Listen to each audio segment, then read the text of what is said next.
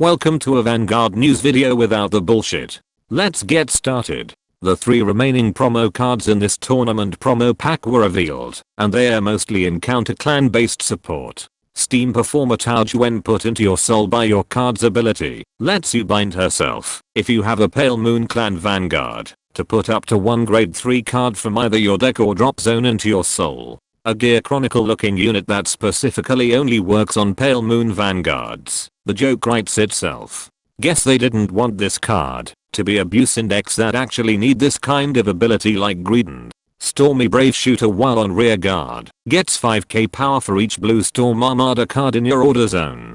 And while on the back row rear guard, you can pay 1 counter blast at the end of the battle your other rear guard in the same column as this unit attacked, while you have a Maelstrom Vanguard to switch the position of one of your rear guard with this unit. Fellow seamen, it's finally time to replace those main deck Algas for a waifu with a giant Gatling gun. Knight of Heavenly will Seisas when placed on rear guard, makes you look at the top 3 cards of your deck. If you have a Genesis Clan Vanguard, to put one of those cards into your soul, and putting the rest to the bottom of your deck. And while on rear guard, you can pay 1 soul blast and retiring herself at the end of the battle she attacked, while you have a Minerva Vanguard, to put a card from either your hand or drop zone into your soul. And you draw a card, if you put a card from hand. This doesn't really solve the issue with Minerva needing more Genesis Clan cards for discard cost, but an extra pseudo drilling angel ain't half bad either. Now we move on from tournament promo packs to random promo cards stuffed in magazines and manga that kids in Japan are probably too young to purchase.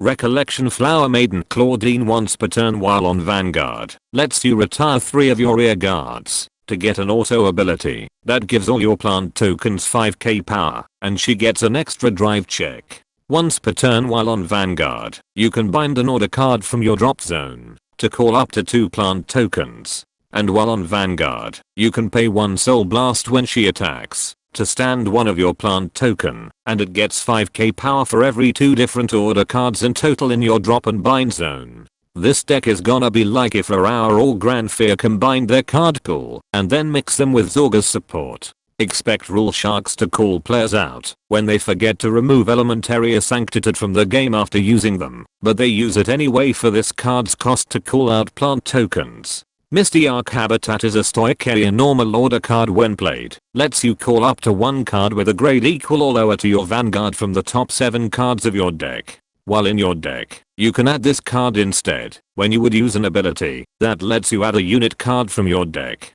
And you add this card to your hand, when you would call this card from your deck. This order card is basically treated like a unit card, and this card seems to bypass search abilities that specify a card name or type. Bushiroad finally revealed the other Cray Elemental OverTrigger and Regalis piece in DSS-05 to screw over the English market from meta speculations. Spiritual King of Water World Didas Pharaoh when revealed on your drive check, makes you add a card from your drop zone, and gives one of your units an extra critical. If Valnout felt like a stand trigger with an extra draw, this card feels like an extra critical trigger that recycles a card from your drop zone. Depending on your playstyle, both Cray Elemental OverTriggers are good enough to make the Keta Sanctuary OverTriggers look like the start deck freebie instead.